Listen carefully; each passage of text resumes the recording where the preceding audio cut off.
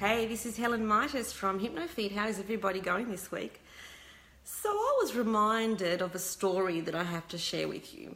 And the reason that I was reminded of this story was because at the gym yesterday morning, when I was at the gym, there's another lady who trains there at the gym, and she said something very interesting. So she was doing her normal workout, and she didn't realize that she was picking up 24 kilo kettlebells to do what we call the death march, which is basically, getting the kettlebells, putting them in front of you, and then doing lunges across the gym and back, which is an absolute killer. So Dal, I'm talking about you. And so she didn't realize, because the actual numbers on the kettlebells had been scrubbed off. And so she thought, geez, that was hard. And then she realized at the end of her workout that she had done, for the very first time, 24 kilo kettlebells on a death march. The only reason she did it was because she didn't know how many kilos they were. If she had read the number, she would have assumed that she couldn't do it, and therefore she wouldn't have been able to do it. So this reminded me of a story that I have to share with you, my own personal story, which happened a number of years ago. So this is what happened a number of years ago to me, and I've got this story in my book, Mindset Dominance, because it taught me a very powerful lesson. And this is what happened. Hi, Valerie and Wendy. Good to see you, girls. Okay, so this is what actually happened. This was about, how long ago was this? This was probably about 10 years ago. And this is before I had my business HypnoFit. And at the time I was training for a lot of events. And so I was training for, I think I was training for the half marathon for this particular time.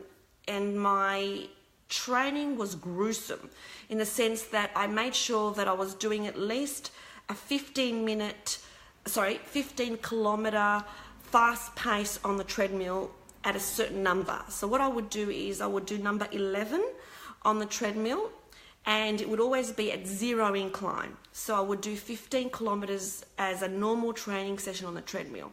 Now, I had tried before to put it up in terms of an incline, and I couldn't do it. So I would put it up to number 1, and I thought, oh my God, it's too hard, and I couldn't even do it for even, the shortest period of time. So this is what happened one morning.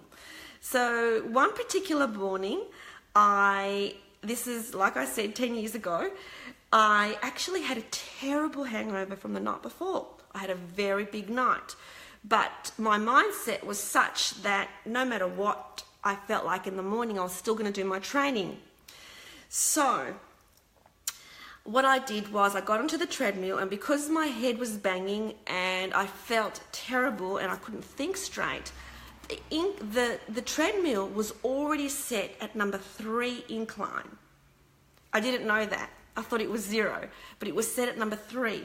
So I said to myself, no matter how bad I feel and no matter how sick I feel, I'm going to do my normal workout, which is at number 11 in terms of pace, and it's going to be 15 kilometers no matter what. And so I did it. And it was only at the very end of the workout, after 15 kilometers on that blasted treadmill, that I discovered that the entire time the treadmill had an incline of 3.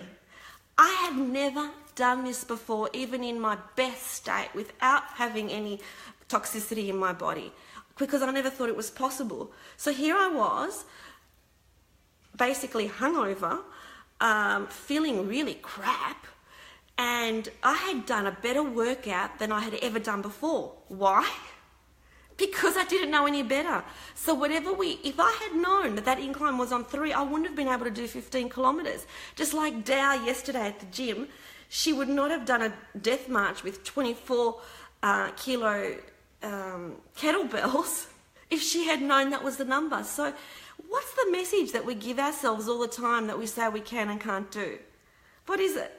So, it was just mind-blowing for me, because it was like, oh my God, I just did 15 kilometers on the treadmill on level 3, and I had never ever done that before in terms of a level 3 incline at number 11 pace.